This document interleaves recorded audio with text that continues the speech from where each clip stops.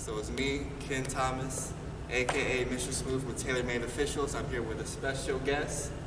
Will you tell people at home your name? My name is Monica Mertle.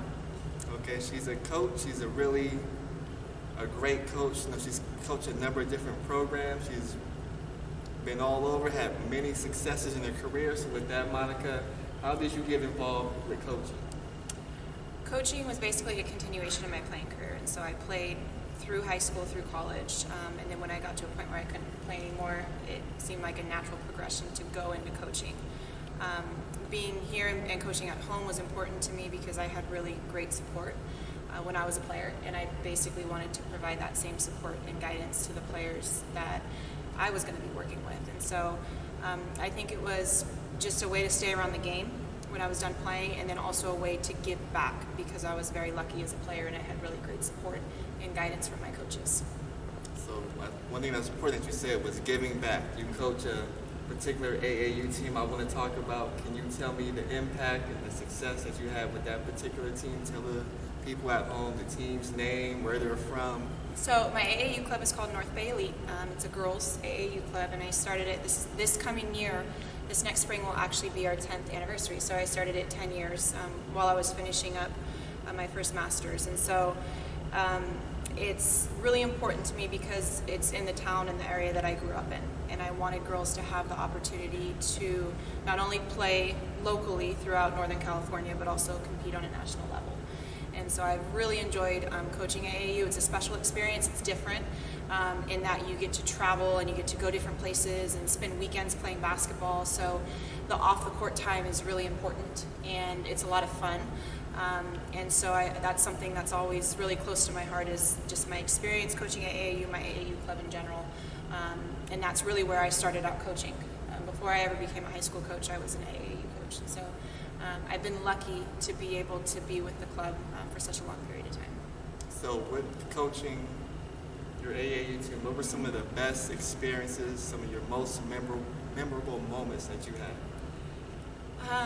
Honestly, the most memorable, we've had a lot of success and we've won some big tournaments, and that's been really fun, but I think the most memorable moments, or the ones that I'm going to remember, would be just having the kids come back, having the girls want to come back to a practice and hang out, having the older girls want to help the younger girls learn something.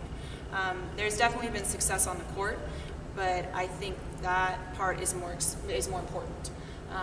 Just the family and the community environment that we foster, where we have kids that will come back from college and they want to hang out with the girls, they want to come and watch a tournament, and that's really important to me because those relationships really supersede winning or success or trophies or any of that. It's about relationships and building a family. So one thing you said was very important is a family. With that family comes a culture, and with the extreme success that you had of high standards, high excellence. Can you tell us the impact that standard has on the youth that come through your program? Well, I think one thing, and one of my goals, it's really specific to Santa Rosa and Sonoma County, is just the fact that we are, a little bit out of the way. We're about an hour and a half or so from the Bay, a couple hours from Sacramento, Stockton area, and so one thing that we've really been focused on is getting the kids out of Sonoma County and seeing different levels of competition. And that's important. We can't just stay around here and play and think that we're good. We need to go out and compete on a statewide level and even on a national level by traveling to different states. And so that's something that I'm really happy with as far as how the club has grown. And giving the kids opportunities to see different players and to play against players who are better than them, because that's how you get better, is you need to go out and you need to play against good competition. So my next question, actually, because you mentioned a specific area, Santa Rosa, Sonoma County. There was a fire that devastated the land. Can you tell us the impact that had and how the community came together for the greater good to push forward? So last fall, and a lot of people are aware, we obviously were in a really difficult situation as far as having a lot of damage to our area. So thousands of people lost their homes, and then thousands of businesses were lost. And so I think what it does is it really helps you to reprioritize. Think about what's really important. And I think that the important thing is family. Family doesn't mean blood. Family, whether it's blood related or whether it's just the people that you surround yourself with and the people people that you are with on a daily basis. And just really understanding that it's important to support one another, to love one another, and to be there for one another. And I think what it did for a lot of people is it helped them to reprioritize, and I know it did for me, and say, hey, what's really important here? And then also using sport as an escape, using sport as a way to find joy. Where people are going through tough times, well, you know what? When you step into practice, when you step on the floor to play a game, you can forget about all of that. And that's really what sport, one of the things that sport is meant to be. It's meant to be an escape. It's meant to be a happy place, a place where you can forget about things that you're going through in your life and really focus on what's important, which is your teammates, your family, your friends, and all of those relationships. So I think what we went through, it encouraged a reprioritization, and then also just reinforced the importance of having positive outlets like sports, not just for kids, but really for everyone, for families too. So that's real good what you said about values, family. And one thing that I tell you, what we always do before every game, we bring both teams out to half court to shake hands, to talk about sportsmanship, respect for the game, and really try the players meet new players from different areas so they can be able to bond. Absolutely. So how did you come with this bond with Will and Tailor Made officials? Actually, Will and I met a long time ago at an AAU tournament, and he'd always done a really good job. And the more that we were around him and the more that he officiated our games, everyone thought he was a great official. And then after talking to him, we realized that he had not only was he a good official, but he had access to a lot more really good officials through his company.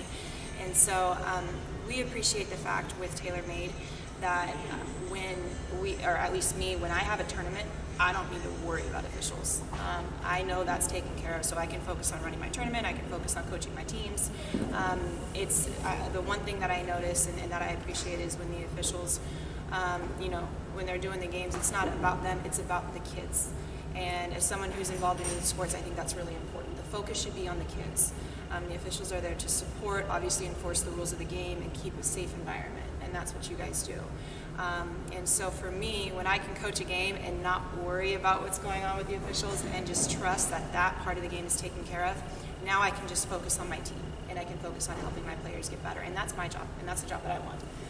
So we really appreciate the relationship that we have with Tailor Made, and we've had a great experience. And being a little bit out the way, I know a lot of times when we have people come into the tournaments and they see you guys, they're like, wow, where did we get these officials? Because there's new faces that haven't been seen out here before. And every time you guys come out here, we get compliments. And there's never any complaints. So I think that speaks to what a great job you guys do. We appreciate that. I think one thing, we started videotaping, trying to put a program together. So last year I met you for the first time, but when I met you, I was videotaping with my cell phone, and you were a little frustrated with one of our referees. No, you were arguing about the travel. We have that video on our YouTube page. Check that out. But anyway, that was. Was I right or was I wrong? More importantly. Well, from the video, you can't really tell. If it oh, was okay. travel That or means not. I was right. I'll take that as I was right until proven wrong. But anyway, during that clip, you could really see that the passion that you have for the game. You really care about how the game is officiated, how the kids have a great experience. Where did this passion and the love for the game of basketball come from? Oh gosh, I think that came from my playing days. That's never going to go away.